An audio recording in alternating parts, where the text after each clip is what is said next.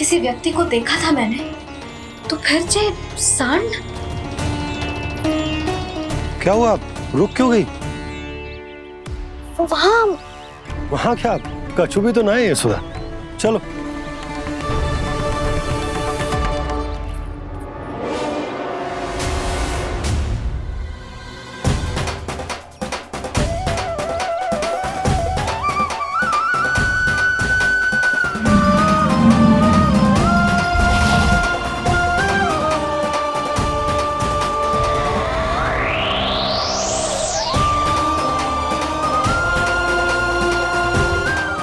कुछ समय तक और प्रतीक्षा करनी होगी वत्सासुर।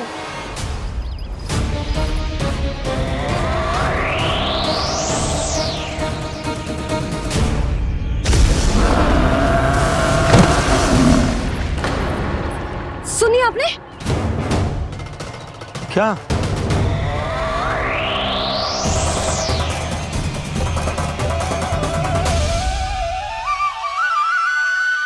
विचित्र सी दहाड़। यशोदा, वन है, यहाँ विचित्र ध्वनियां सुनाई देंगी ना। और मैंने जो सुनी वो खूब विचित्र दहाड़ ना थी, वो तो किसी गाय या बछड़े के रंभाने की पुकार थी। आपको क्या लगता है मैं गाय के रंभाने में और दहाड़ में अंतर ना समझती? बहुत विचित्र सी ध्वनि थी जी। कछु असामान्य था, बहुत भयानक था। भयानक? ऐसा क्या देख लियो यशोदा तुमने? कोई विचित्र सा मानव था। हाँ, और उसका मुख भी बहुत भयानक, एकदम राक्षस के जैसा। आपने मुख देखो क्या?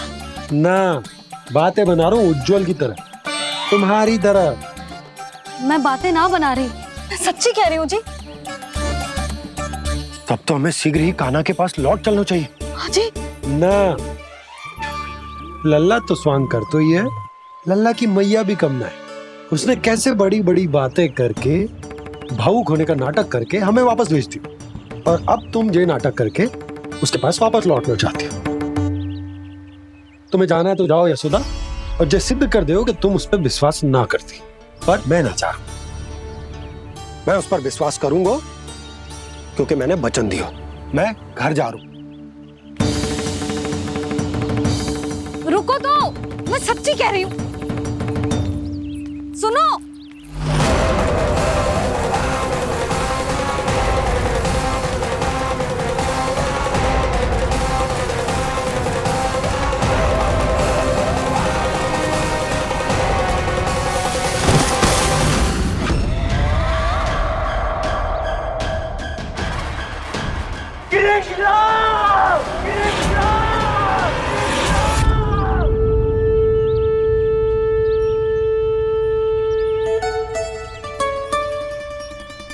बस बस गोपालक मंडली, बहुत श्रम कर लियो तुम सबने। चलो भोजन करें।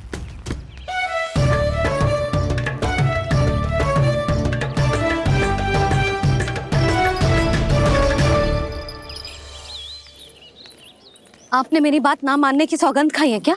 मैं सच्ची बोल रही हूँ जी।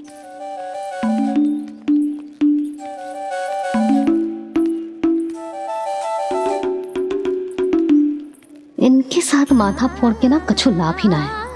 एक मैया की चिंता अन्य मैयाएं ही समझ सकती हैं।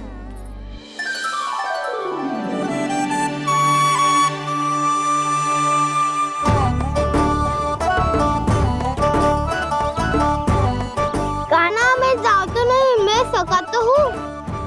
एक नहीं वाला मेरे हाथ से भी खा ले खाना।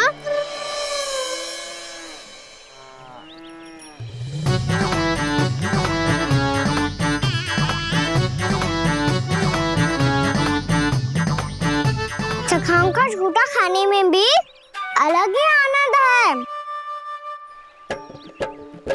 ये कृष्ण कन्हैया यशोदा नंदन अद्भुत खेल रचाते हैं, बड़े चाव से जूठन खाते, अपने सखाओं को रिझाते हैं।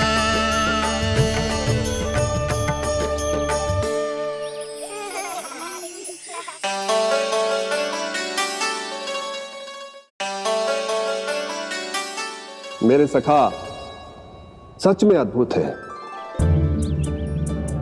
किसी सामान्य बालक की तरह अपने प्रियजनों का झूठा खा रहे हैं। और ये ग्वाल बाल भी कितने सौभाग्यशाली हैं जिन्हें अपने प्रभु का झूठा खाने का सौभाग्य प्राप्त हो रहा है।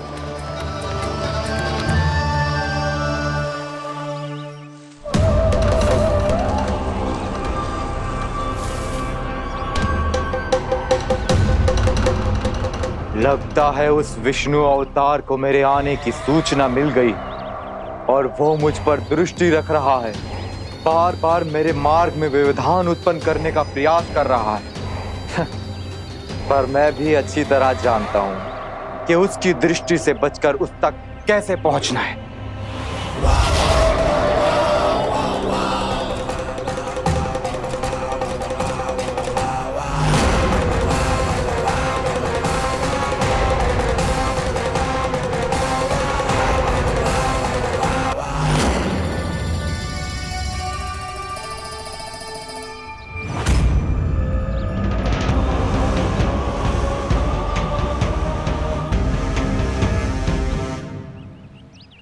बंसी काका,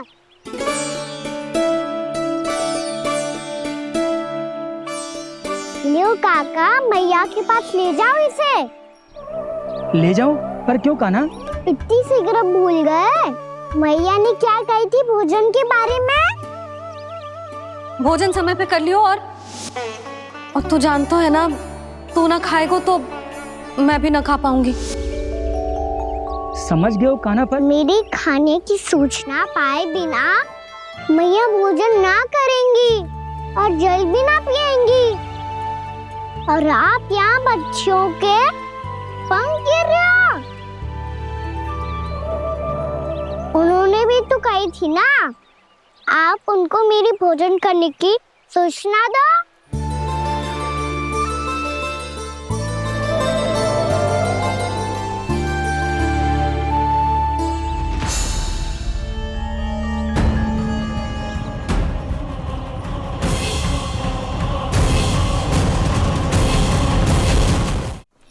जी भर के भोजन करो है, मुझे तो तीव्र नींद आ रही है। मैं तो सोने जा रहा हूँ। सो जाओ विष्णु अवतार, शीघ्र ही तुम्हें ऐसी नींद में सुला दूंगा मैं कि फिर कभी उठ नहीं पाओगे। पर उससे पहले इस बालक को अपने मार्ग से हटाना होगा मुझे।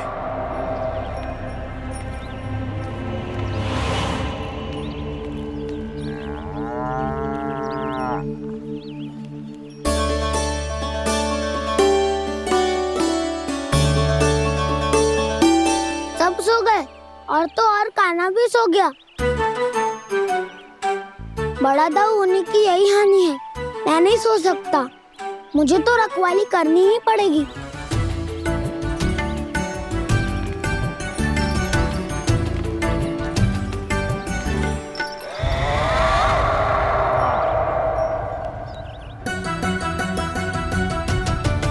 ताऊ तो पैरे पर है। यदि ये नहीं सोए तो बच्चासुर का वध कैसे करूंगा मैं?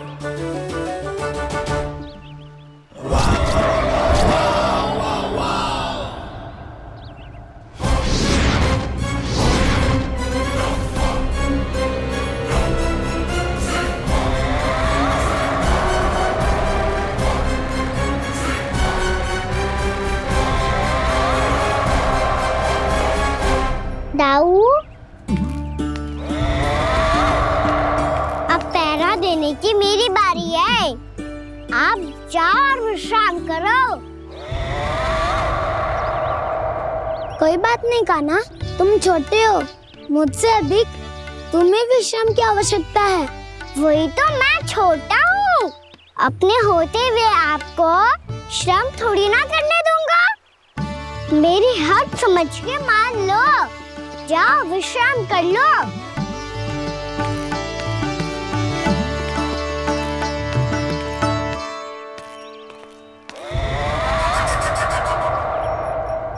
अब आओ बच्चासुर, तुम मुझसे युद्ध के लिए आतुर हो ना, तो मैं भी तत्पर हूँ। चाहे जितनी दृष्टि रख लो विष्णु अवतार, मैंने कहा था ना, इस रूप में तुम मुझे पहचान नहीं पाओगे। आओ, बस थोड़े और निकट आ जाओ, फिर एक ही प्रहार से तुम्हारे प्राण ले लूंगा मैं। ये क्या भूरी, तुम तो कछु खा ही ना रही, अच्छे से खाओ।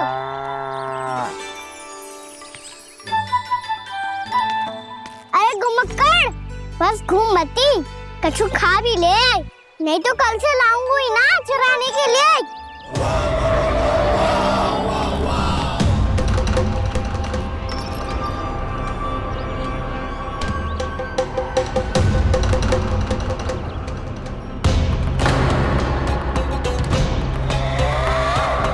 लटखड़ा मुंह क्यों छुपा रहा है? कछु अनुचित करो है या करने वालों है तो बता दे, क्षमा कर दूंगा। बहुत दयालु हूँ मैं, बहुत क्षमा कर दूंगा। तुम तो बहुत सुंदर हो। क्या होगा, इतने विचलित क्यों हो? शांत हो जाओ। तुम्हारा मुख बता रहा है कि तुमने भोर से कुछ भी नहीं खाया है। श्रम बात किया है, इतनी दूर मथुरा से यहाँ तक आया हो। बेलताओं से स्वयं को मुक्त कराया है, खड्डे से अपने आप को बाहर निकाला है।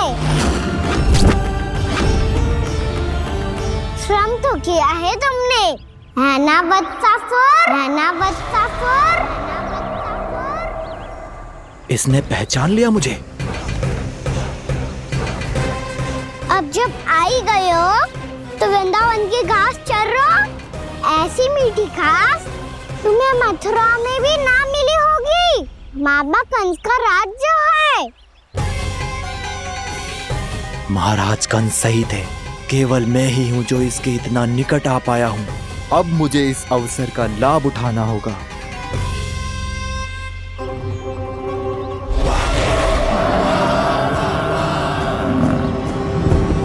इतनी भी क्या शीघ्रता है वत्सासुर? ये जाल है इसका, छल है, पर मैं इसके बहकावे में नहीं आऊंगा।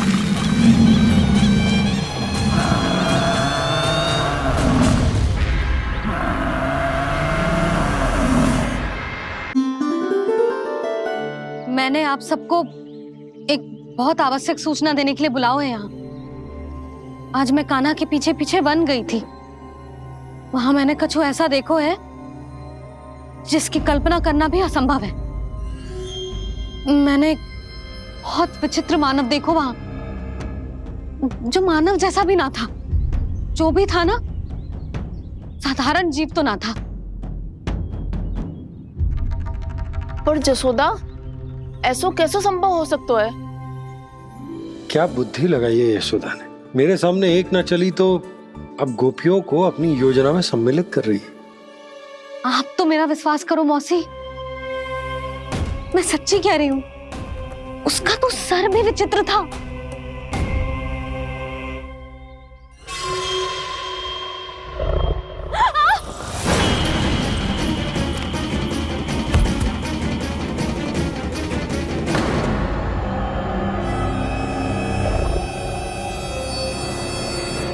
मैं असुर ना हूँ रानी भाभी, मैं तो बंसी हूँ। बंसी, तू यहाँ क्या कर रहा है? रानी भाभी, कान्हा ने ये पोटली और मटकी देके भेजो है ताकि आपको पता चल जाए कि उन लोगों ने भोजन कर लिया है और वो सब सुरक्षित भी है। तू उन्हें अकेला छोड़ के यहाँ आ गया है और ये भी कह रहे हो कि वो सुरक्षित है। इतनी भी क्या शीघ्रता है वत्सासुर? ये जाल है इसका, छल है, पर मैं इसके बहकावे में नहीं आऊंगा।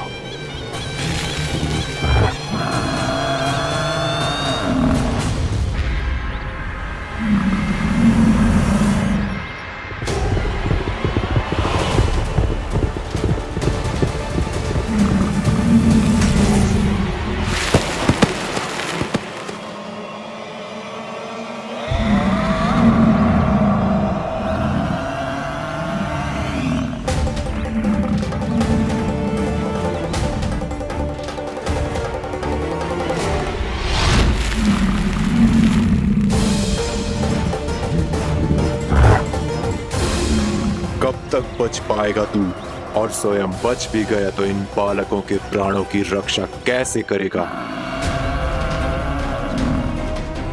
यदि तू अपनी हार स्वीकार नहीं करेगा तो इन सबको अपने पांव के नीचे कुचल दूंगा मैं।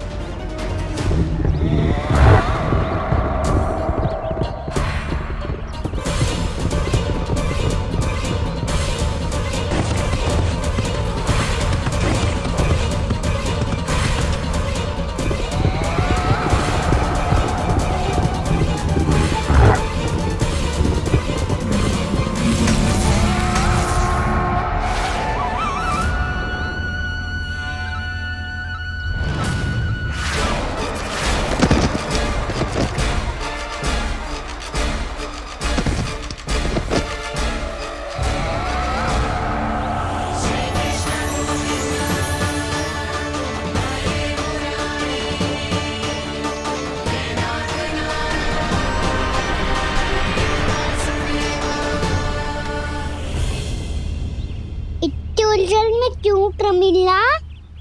रामीला, पर मैं तो वत्सासुर हूँ।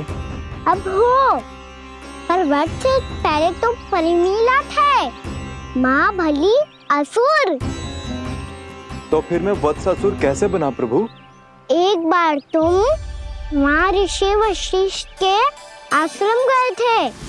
यक्षों, गंधर्वों और देवताओं तक को पराजित करके जिसने अपने अधीन कर लिया, वो मुरुपुत्र प्रमिलासुर आपके द्वार पर खड़ा है। महर्षि वशिष्ठ स्वागत नहीं करेंगे? द्वार पर खड़ा व्यक्ति देवता या असुर नहीं होता है प्रमिला, वो तो बस एक अतिथि होता है, और अतिथियों का स्वागत करना हमारी परंपरा है। आओ। पर वो नहीं जानते थे, अभिमान तुम्हारे विवेक को निकल चुका था। आपने हमारा स्वागत तो कर लिया महर्षि, परंतु यहाँ तो हमारे बैठने के लिए उचित स्थान तक नहीं है। हे माता नंदिनी, असुर राज के लिए आसन की व्यवस्था कीजिए।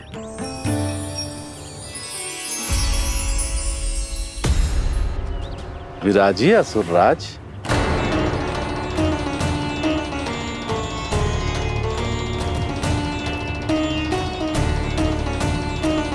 अब जब आपने मुझे बैठने के लिए कहा ही है, तो भोजन की व्यवस्था तो होनी ही चाहिए। अतिथि तो ईश्वर स्वरूप होते हैं प्रमिला, और उनकी इच्छा पूरी करना हमारा कर्तव्य है। हे माता नंदिनी, मेरी विनती स्वीकार करें।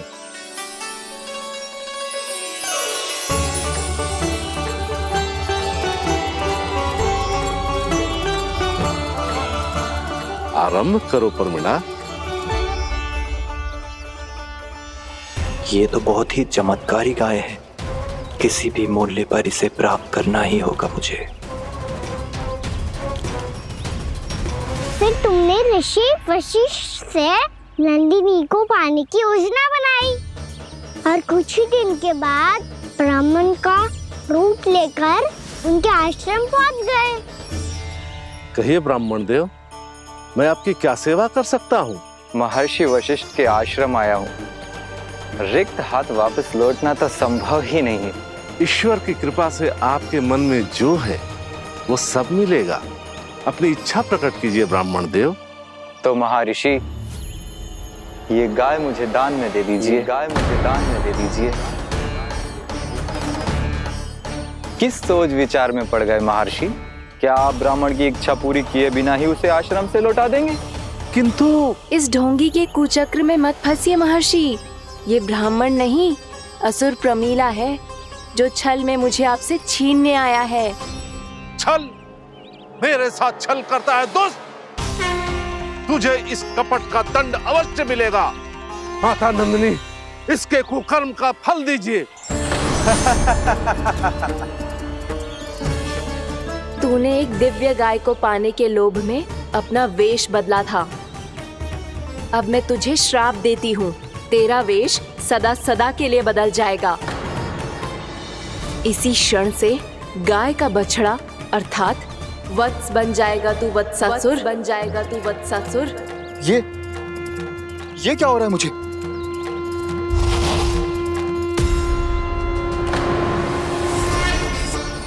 मेरा स्वरूप? हाँ। मुझे क्षमा करें मां नंदिनी, अपना श्राप वापस ले लीजिए। महर्षि मेरी रक्षा करें।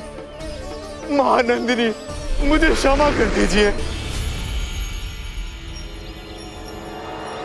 भूल हो जाने के बाद उसे सुधारने का एक अवसर तो सभी को मिलना चाहिए माँ। इसे क्षमा कर दीजिए माँ, इसे अपनी भूल का पश्चाताप है। आपसे अधिक और कौन जानता है महर्षि, दिया हुआ श्राप वापस नहीं लिया जा सकता। पर मैं तुम्हें वरदान देती हूँ, तुम्हें वत्सासुर के रूप में केवल द्वापर युग तक रहना होगा। उसके बाद स्वयं प्रभु श्री विष्णु के अवतार तुम्हें मुक्ति प्रदान करेंगे।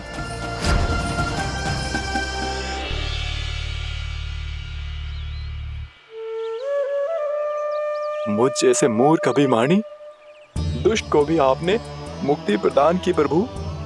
जब भी किसी को अपनी भूल का आभास होता है, वो उसी क्षण क्षमा पाने की योग्य बन जाता है। और जिसने वर्षों तक पश्चाताप भी किया हो, उसके लिए तो मुक्ति का मार्ग भी सहज खुल जाता है।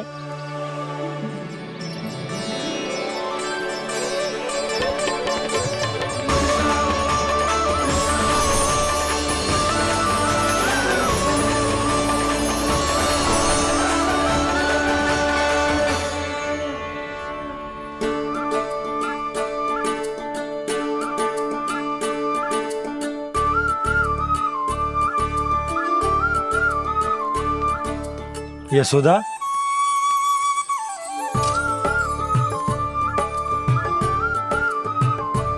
यशोदा, कुम्हार के यहां से दीपक ले आए हूं। हर बार की भांति इस बार भी पूरा गांव दीपों से जगमगा उठेगा। वृंदावन में जे हमारी पहली दीपावली है और जे हम बड़ी धूमधाम से मनाएंगे। रानी भाभी, तोरण के रूप में जे टांग दो द्वार पे। हाँ, टांग दे। अरे ठहरो बंसी, जे तोरण थोड़ी ना है। तोरण तो आम के पत्तों और गेंदे के फूल का बनता है। जे किसने कही तुझे ऐसे टांगने के लिए? तोरण क्यों टांगते हैं पता है? हे नारायण, तोरण इसलिए टांगते हैं ताकि बुराई और नकारात्मकता को हम द्वार के बाहर ही रोक दें और भीतर उन शक्तियों को आमंत्रित करें जो ऊर्जा, उत्साह और दिव्यता से भरी हो, जैसे मैया लक्ष्मी। रानी भाभी, ये बात समझ में ना आई कि तोरण में केवल आम के पत्तों और गेंदे के फूलों को ही क्यों लगाया जाता है? वो इसलिए बंसी, क्योंकि आम के पत्ते घर के भीतर की दूषित वायु को खींचकर बाहर निकाल देते हैं और किसी भी प्रकार की नकारात्मक ऊर्जा को उसका हरा रंग घर के भीतर प्रवेश ना करने देते और आंखों को शांति और सुखद अनुभव कराते है, वो बात अलग। इसी प्रकार से गेंदे के फूल भी किसी भी प्रकार की नकारात्मक ऊर्जा को घर के भीतर प्रवेश ना करने देते और उनकी गंध से कीड़े मकोड़े भी घर से दूर ही रहते। समझ में आई बात? जी समझ गए हो। हाँ, तो समझ गए हो तो जा ना, शीघ्र आम के पत्ते लेके आ जा। जी। यशोदा, अपने कान्हा के गौचारण से लौटने की प्रतीक्षा में तुम जितनी व्याकुल हो ना, उतना व्याकुल तो अयोध्यावासी भी ना थे भगवान श्री राम के वनवास से लौटने पर। हर मैया के लिए उसका लल्ला श्री राम ही होता है। अच्छा, एक बात बताओ, तुम अपने श्री राम, मेरा अर्थ है कि तुम्हारे लल्ला की प्रतीक्षा ऐसे ही भूखे प्यासे खड़े रहकर इस द्वार पर करने वाली हो क्या? भोजन की स्मृति सता रही है आपको? अपने लल्ला की कोई चिंता ना है। सारे बालक वन में अकेले हैं, अब तो बंसी भी यहाँ आ गए हैं। नारायण ही रक्षा करे उन सबकी, कहीं कोई अनहोनी ना हो जाए। इतने घने वन में कहीं कोई पशु या कोई राक्षस आ गो तो? अभी तो कह रही थी कि तुम्हारा लल्ला श्री राम है। श्री राम तो 14 बरस का वनवास काटकर सुरक्षित अपने घर लौट आए थे। तुम्हारा लल्ला तो सवेरे गया है गौचरण को, गोधूली के पहले वापस आ जाएगा। चिंता मती करो यशोदा, अकेले रहकर सब संभालेगो तभी तो हर परिस्थिति का सामना अच्छे से कर पाएगा।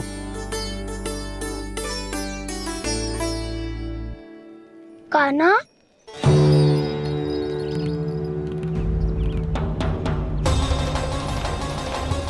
अब की बार तो पूरा फंस गया। अब इस स्थिति को कैसे संभालूं? जी कैसे हो? जी वत्स तो हमारो ना है। जी वत्स तो है ही ना। जी तो एक बहुत भयानक राक्षस लग रहा है। राक्षस? सच्ची बता कान्हा, जे तूने तो ना कियो? है जा कान्हा, हम घर लौट जाएंगे। अब पहरा देने की मेरी बारी है। आप जाओ और विश्राम करो। वन में आने से लेकर अब तक जो भी हुआ है सब तुम्हारी योजना का ही भाग है, और अब ये भी तुमने ही किया है ना कान्हा? मुझे आप नहीं पहचानोगे तो और कौन पहचानेगा दाऊ? पर अब समझ ही गए हो तो बस देखते ही मत रहो, सईठा भी करो। स्मरण करो क्या है मेरा सत्य। स्मरण करो? मैं कौन? बोल कान्हा, सत्य बता। तू नहीं करो अजय? इतना बड़ा वत्स, बल्कि वत्स भी नहीं, इतना बड़ा राक्षस और इतना छोटा सा कान्हा। उज्जवल, अपने बड़बोलेपन में कुछ भी बोलने लगते हो तुम। भला कान्हा में इतनी शक्ति कहाँ जो इतने बड़े राक्षस की ये दशा कर पाए? तो फिर ये किसने करो जे? ये कार्य तो बस श्री नारायण ही कर सकते हैं, है ना कान्हा? इतनी क्षमता तो उन्हीं में हो सकती है। पर सखाओ, इसके बारे में गांव में किसी को पता ना चलना चाहिए। क्यों? क्योंकि यदि हमारे माँ को पता चल गया कि यहाँ कुछ ऐसा हुआ है, तो फिर कल से हम में से कोई भी यहाँ ना आ पाएगा। तो फिर गांव में ही खेलना छुपन छुपाई। उन सबका तो केवल वन आना बंद होगा। पर मेरी मैया तो मुझे घर से बाहर निकलने ही ना देगी। नाना, हम किसी को कछु ना बोलेंगे, है ना सखाओ? हाँ।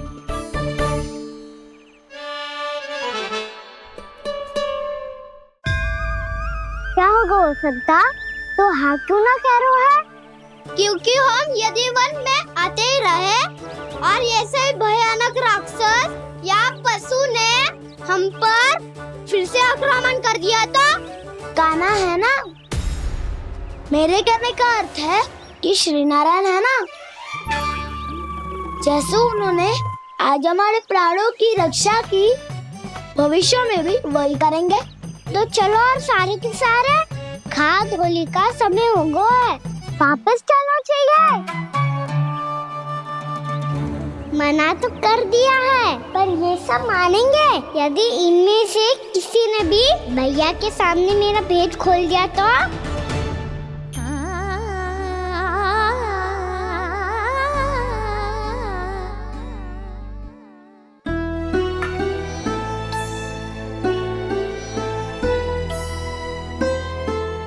यशोदा, आओ कछु खा लो।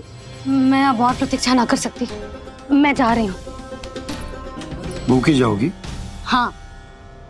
और जब कान्हा पूछेगो कि मैया आपने भोजन कियो कि ना, तो क्या कहोगी? जब उसे पता चलेगो कि उसकी प्यारी मैया उसके बिना भोजन ही ना करती, तो वो स्वयं भी भोजन ना करेगो, पूरे दिन भूखा रहेगो। यही चाहती हो तुम?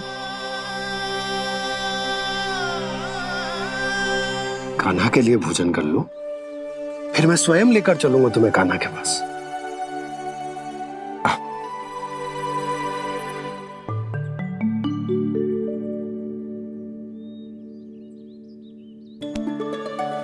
आपने कान्हा का नाम लियो है, इसीलिए खा रही हूँ।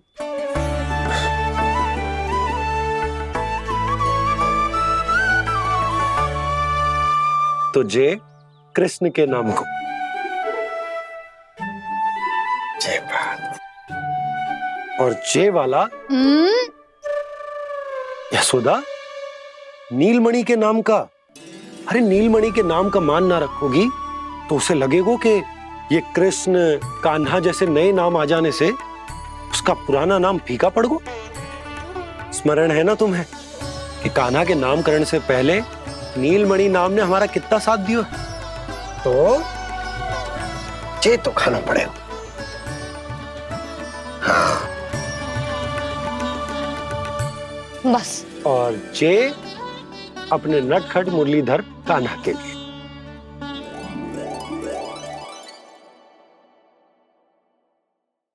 लल्ला का नाम ले लेके आपने पूरा भोजन करा दियो। अब चलो, ले चलो मुझे उसके पास। आपने कही थी ना। हाँ यशोदा, ये लो।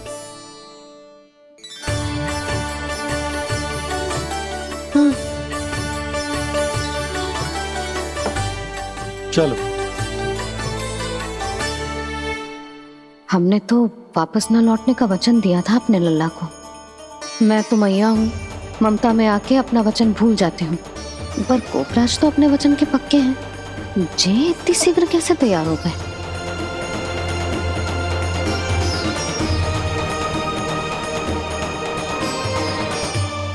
स्मरण है ना, आज जो हुआ है उसके बारे में कोई एक शब्द भी ना बोलेगा। समझ गए? हम तो समझ गए कान्हा, और हम बताएंगे भी ना। पर इसकी मृत्यु देखकर क्या करें? यदि किसी गांव वाले ने देख लिया तो हमें तो बताने की आवश्यकता ही ना पड़ेगा। चिंता मत करो, श्री नारायण सब संभाल लेंगे। ये जहाँ से आया है वही पहुँचा देंगे इसे। वाह दाऊ, क्या सुझाव दिया है आपने।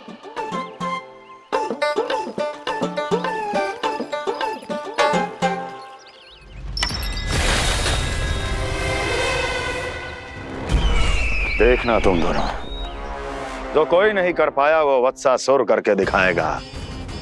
बद्ध कर देगा मेरे उस शत्रु का विष्णु अवतार।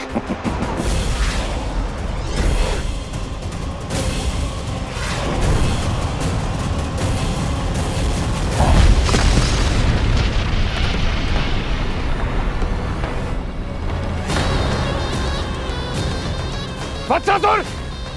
वत्सासुर! कैसे मारा उस विष्णु अवतार ने गौवंश को? तुमने वत्स का अर्थात गौवंश के जीव का वध किया है कान्हा। नहीं दाऊ, मैंने तो राक्षस वत्सासुर को मोक्ष किया है। अपने कर्मों को घुमा फिरा के सही सिद्ध मत करो कान्हा। मेरी बात सुनो, मैं दाऊ हूँ तुम्हारा। वो जो भी था था तो गोवंश से ही ना। तुमसे उसकी हत्या हुई है और तुम्हें इसका प्रायश्चित करना ही चाहिए। ऐसे करूं?